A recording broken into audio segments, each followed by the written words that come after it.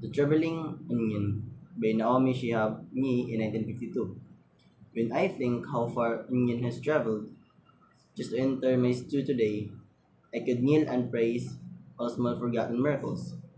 Correctly paper, peeling on the drain board, purely layers and smooth agreement. The way the knife enters onion and onion falls apart on the chopping block. A history revealed, and I would never scold the onion for causing tears. It is right that tears fall for something small and forgotten. How at meal we sit, commenting on texture of meat or herbal aroma, but never on the translucence of onion, now limp, now divided, or its traditionally honorable career for the sake of others disappear.